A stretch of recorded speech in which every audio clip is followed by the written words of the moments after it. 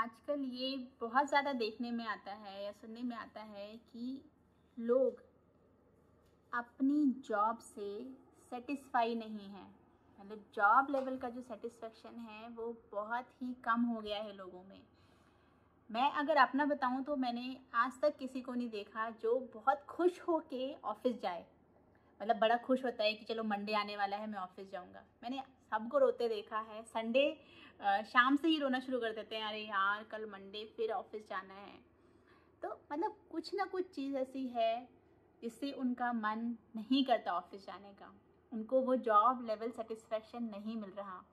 और इसका कुछ भी रीज़न हो सकता है। सैलरी, आपका प्रमोशन, कंपनी का एनवायरनमेंट, अच्छा बॉस नहीं होता है, या फिर कंपनी की पॉलिटिक्स। तो बहुत सारे और भी रीजंस हो सकते हैं जिसकी वजह से लोग अपनी जॉब में सेटिस्फाई नहीं हो पाते हैं।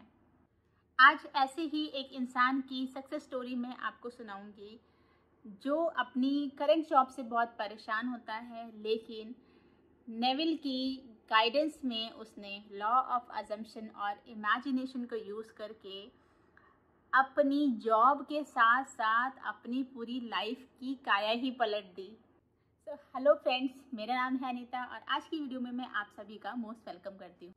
तो जैसे मैंने बताया कि आज की वीडियो में मैं एक मैनिफेस्टेशन सक्सेस स्टोरी सुनाऊंगी जो नेविल गॉडार्ड के कलेक्शन से ही है, जिसमें मोस्ट इम्पॉर्टेंट टॉपिक कवर किया गया है कि आप अपनी जॉब में अगर सेटिस्फाई नहीं हैं किसी भी रीज़न से, सैलरी से, पोजीशन से, कंपनी की पॉलिटिक्स से, रूल से, ज़बरदस्ती के डिसिप्लिन से, बॉस से, जो भी प्रॉब्लम है आपको जॉब से, आप उस प्रॉब्लम को सॉल्व कर सकते हैं इस स्टोरी से लर्निंग लेके।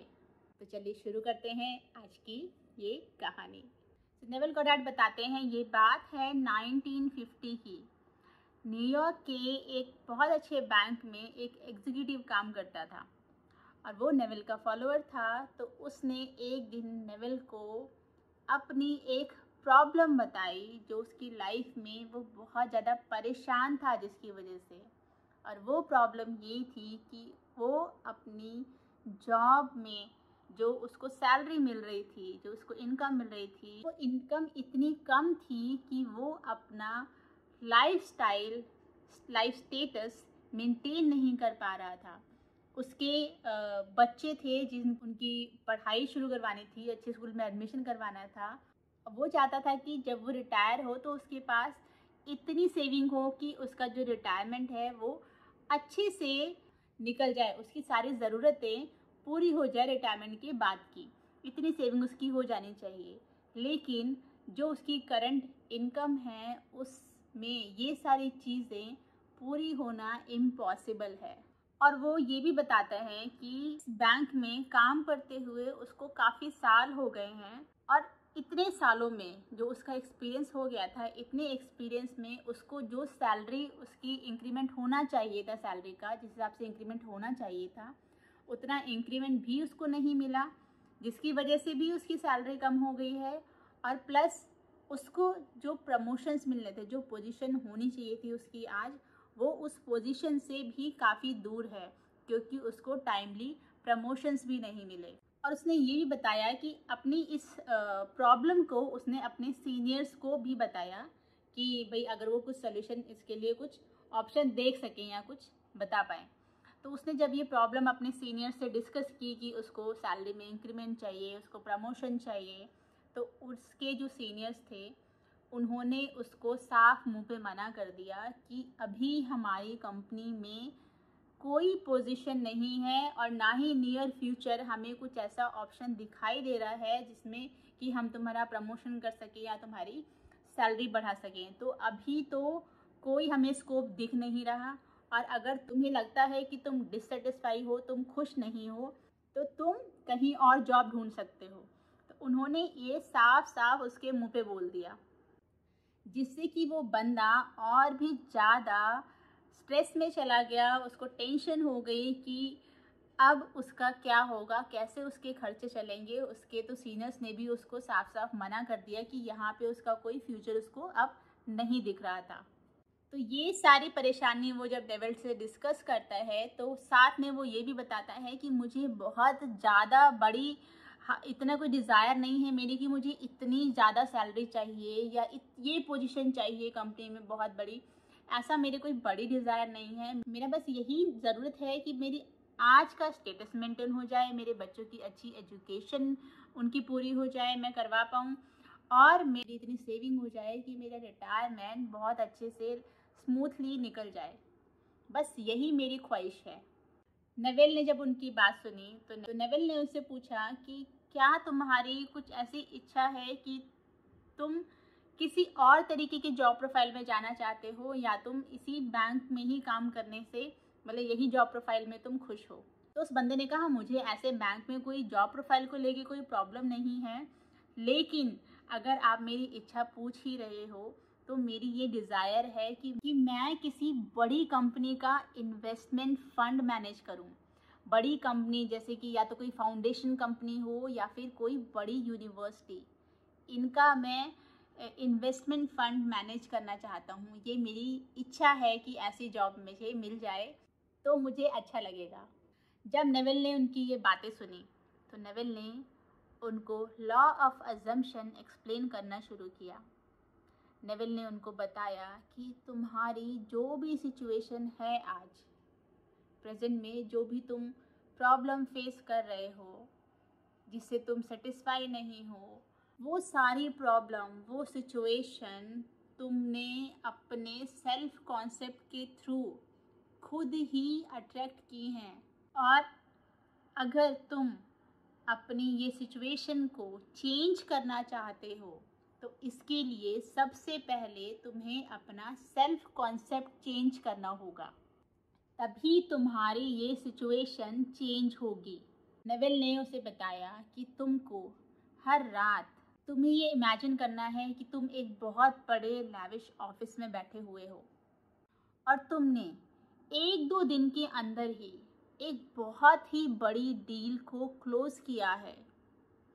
वो डील का अमाउंट जो भी तुम डिज़ायर करते हो कि तुम्हें कभी लाइफ में इतनी बड़ी डील क्लोज करनी है, तुम वो अमाउंट की डील को इमेजिन करो कि उतनी बड़ी डील को तुमने क्लोज किया है, वो भी विद इन 1 और 2 डेज। और ये किसके लिए तुमने क्लोज किया है? तुम्हारी नई कंपनी के लिए। वो कंपनी जिसमें तुम काम करना चाहते हो, उस कंपनी में ज्वाइन करते ही विद इन 2-3 डेज तुमने इतनी बड़ी डील को क्लोज किया है। तुम बहुत खुश हो, साथ ही तुम्हारे जो सीनियर्स हैं वो तुम्हारे इस काम से बहुत ही इम्प्रेस है।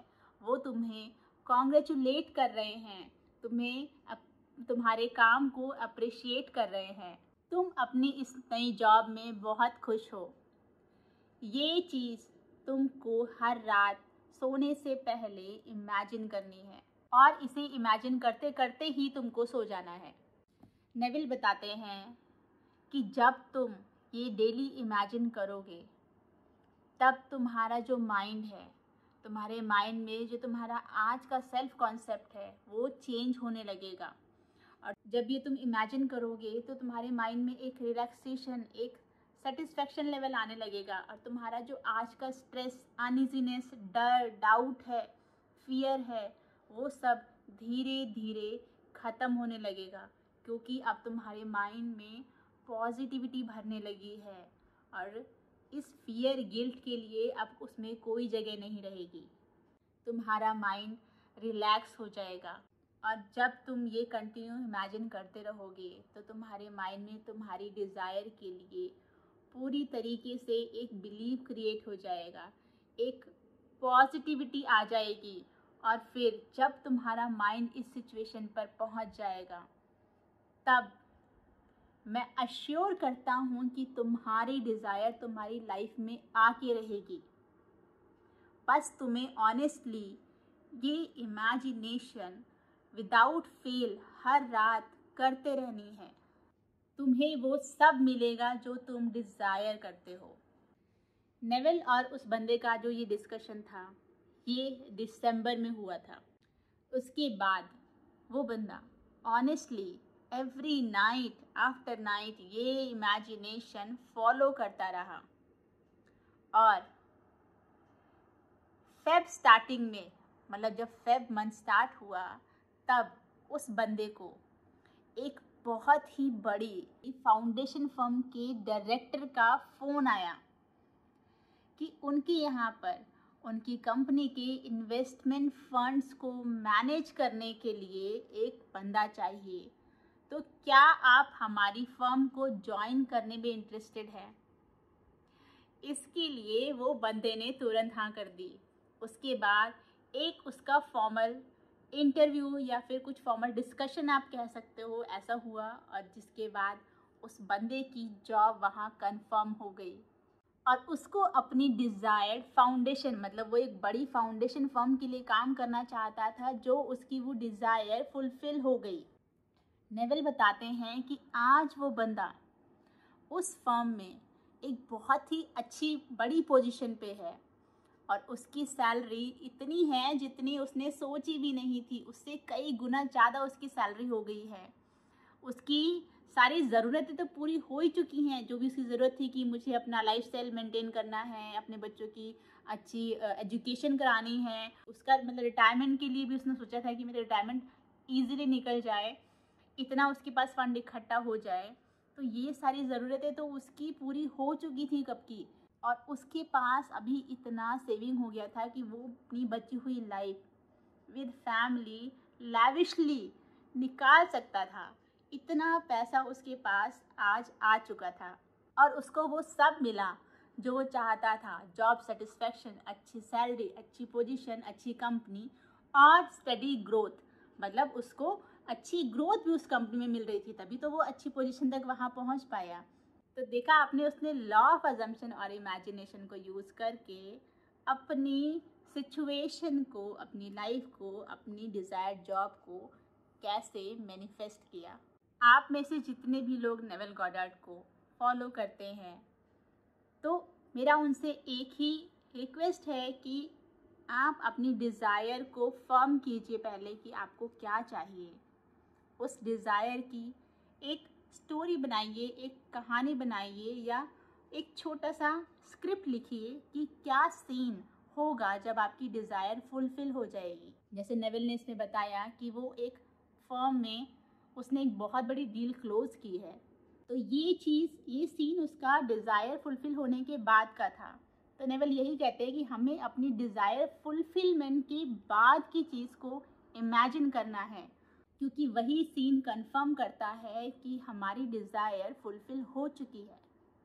और फिर उसी स्क्रिप्ट को, उसी सीन को आपको इमेजिन करते रहना है जब तक कि आपके माइंड में आपकी डिज़ायर के अगेंस्ट सारी चीज़ें निकल ना जाएं और आपका माइंड आपकी डिज़ायर के लिए पूरी तरीके से पॉजिटिव ना हो जाए। और एक बार जब आप इस स्टेज पर पहुंच गए, मतलब आपका माइंड इस स्टेज पर पहुंच जाएगा, फुल पॉजिटिव वाले स्टेज पे, तो आपकी डिज़ायर आकर ही रहेगी आपके लाइफ में। आई होप आपको आज की वीडियो अच्छी लगी होगी और आपको इससे कुछ ना कुछ हेल्प मिलेगी अपनी डिज़ायर को पूरा करने के लिए। Thank you so much for your time. Bye bye and take care.